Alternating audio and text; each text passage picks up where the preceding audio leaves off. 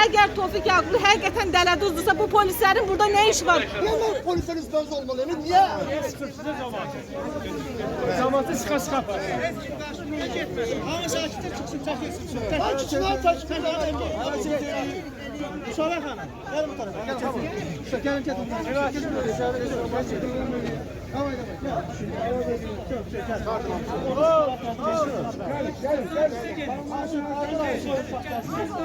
Əslində gözləmədiyimiz bir şey olmadı. Elə o hakim, dövlət yardımcısı 10 il istəmişdi. Adətən həmişə 1 il aşağı deyirlər.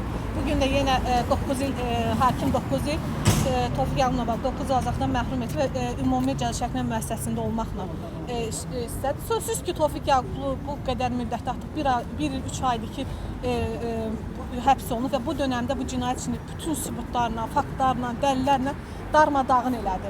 Və hakimin, yəni mən dəfələrlə məsəl üçün Facebookdan belə müraciət eləmişəm ki, Tofiq Yaqublu əgər həqiqətən dələduzdursa, necə ki digər qeyri-siyasilərin proseslərindən ki, dövlət televiziyaları canlı yayımlar verir və yaxud da məhkəmə prosesində reportajlar hazır.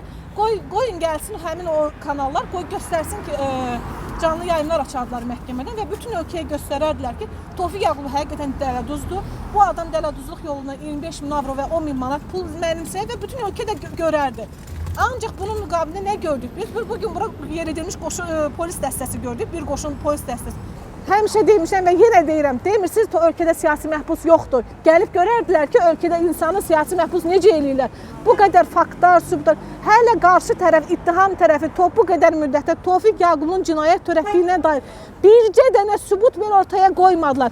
Əmin olun ki, elə bir sübut olsaydı, fakt olsaydı, bugün bütün dövlət TV-ləri həmin sübutları, həmin faktları yayımlayardılar və ölkəyə göstərərlər ki, bax sizin müxalifətçi dediyiniz, güvəndiyiniz, arxalandığınız adam həqiqətən cinayət törədib.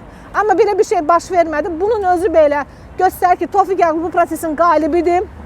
O dəfələrlə deyib ki, mən bu məhkəmədən, bu həbsxanadan ya ölüm çıxacaq, ya mən buradan azadlığa çıxacağam.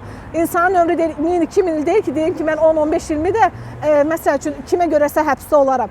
Mənim 64, artıq 65 yaşın içindəyəm və mən bir də 9 ildən sonra, yəni bir 74-73 yaşında həbsdən çıxacağam və ona görə də bəri başdan deyirdi ki, bu yoldan öldü var, geri dönmək yoxdur. Tofiq Yaqublu qərarlarında israrlıdır və bu qərarı da mən yaxın vaxtlarda açıqlayacağım. Sadəcə bəzi texniki məsələlərə görə açıqlamıram. Vaxt gələcək, mən Tofiq Yaqublu'nun bu məhkəmə qərarından bağlı öz mövqeyini açıqlayacağım.